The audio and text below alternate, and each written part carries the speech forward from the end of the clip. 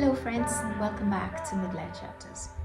Now in the last video we talked about how you are waiting or how we play this waiting game, and I wanted to explore that theme a little bit further.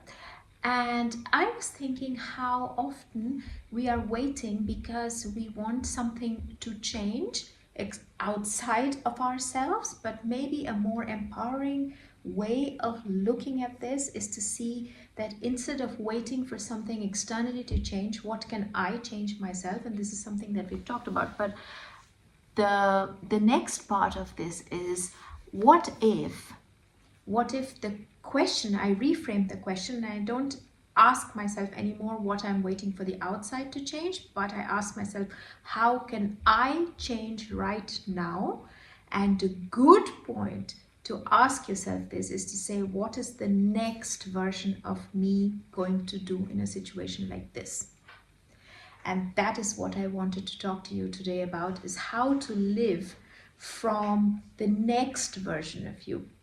Then our next version, some people call it the best version of you, some people call it the next step. But what I want to really emphasize is that the next version of you doesn't have to be a complete, perfect person that you think you should be. It really isn't. It is more about the truth that is inside of your heart, and that through circumstances, through how we have lived our life, through our education, through our society, we have kind of pushed aside, so we are no longer in touch with that. So, and this is particularly important, I think. It's because in midlife, when we come to this kind of a watershed moment, right? We are no longer who we used to be, but we are also not there where we feel completely at ease with ourselves. It's going to happen, but a good way to get there faster and probably with a little less resistance is to imagine yourself already there. And that is your next version. That is the version that you are stepping into. And once you can ask yourself all the questions coming from that version, so ask yourself, what would the next version of me do in a situation like this? How would she sit? How would she act? How would she think? What are the words she's going to use? Remember, words are powerful. They're extremely powerful. Choose them wisely. So, how is the next version of me going to behave? How is she going to dress? How is she going to wake up? What is she going to say? How is she going to walk into a room? And when you start looking at your life through this lens, something very remarkable happens.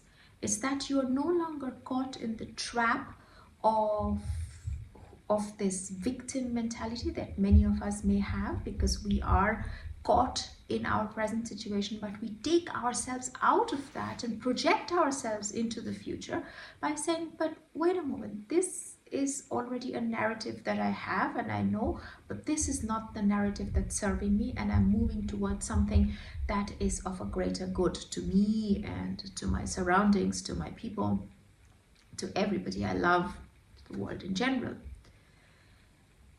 So in order to get to this stage, in order to ask yourself these questions and move towards these answers, what is a good way to begin? And this is always step one, I guess, in any kind of spiritual practice. And remember, what we're doing here is also a kind of spiritual practice, if you may, is number one, to ask yourself to be in complete radical acceptance of where you are. That's always step one, acceptance. And I really want to emphasize the radical part of it. It means without the buts and ifs and when and whatever. It's just saying yes. A complete radical acceptance of where you are, an acknowledgement of where you are. And now comes the third part, is to dive deeper into it and to say, okay, now can I say, if this is where I am, if this is the situation where I am, I accept it, I acknowledge it, And now what can I do about it? And that is where the third step comes up, where you ask yourself, what is my future self, my better self going to do? And in this context, maybe many of you actually don't know me that well to know this, and I'm going to give you a personal story to make this a little more clear. So I went through a very, very difficult and a very rough patch of in my life for the past 6 years. Yeah, it was 5 to 6 years ago, and I went through a very difficult breakup, and that almost shook my foundations. Not almost, but it did. It completely turned my world upside down in ways that for me were unimaginable. I'm quite sure it's not the greatest tragedy in the world, and I'm quite sure many people have worse to deal with.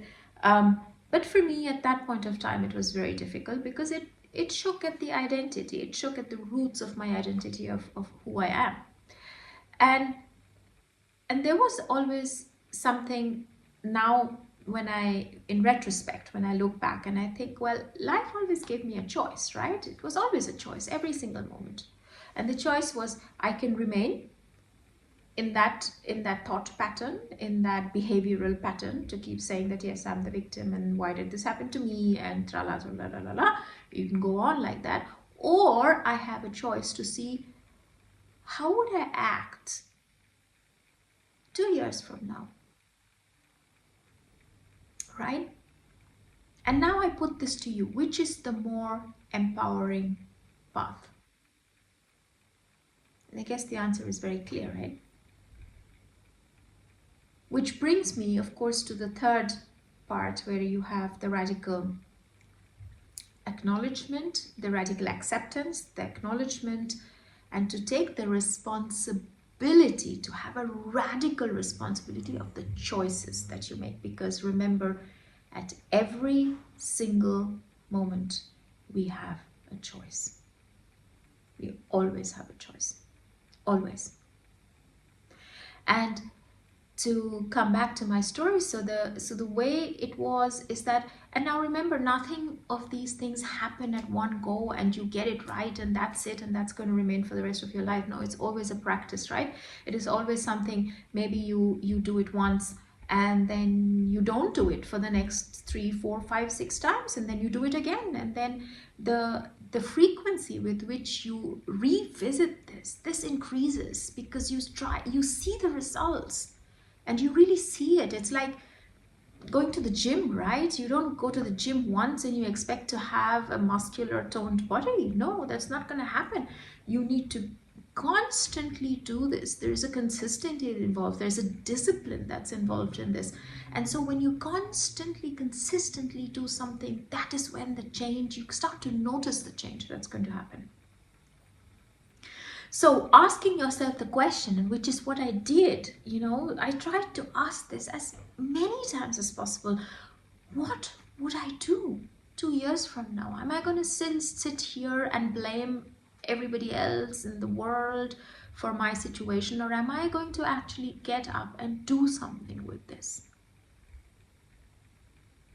And the answer was really clear. Of course, I'm going to get up and do something about it. I'm not going to sit and wallow in my sorrows, because that's not going to get me anywhere. That's not going to get anybody anywhere. And so when you start asking yourself that question, that what is my future self going to do in a situation like this? What is the better version of me going to say? Everything changes. Because you're no longer acting from the place where you are, but you have already transcended time. This is powerful. And it is possible to train the synapses in the neurons in our brains to match in a different way, to make different memories, right? To create new pathways. But again, it requires a consistency. It requires that you do this as a very, very radical discipline, just like you would discipline your body, going to the gym, or maybe for me, it is like doing yoga. Yoga is a practice. It is something that I do, not just for my body, but mostly for me to get aligned with who I am, with the grounding, and to find that connection between myself and the rest of the world and the greater consciousness.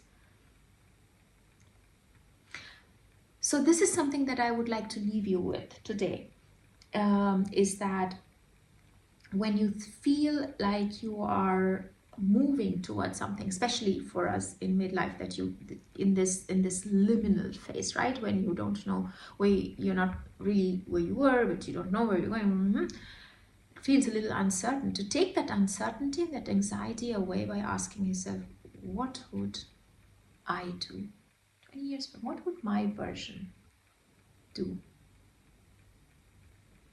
My future version,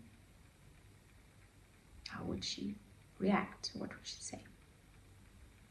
And this is something I'd like to leave you today with that one specific question, that ask yourself this question: what would your future version do?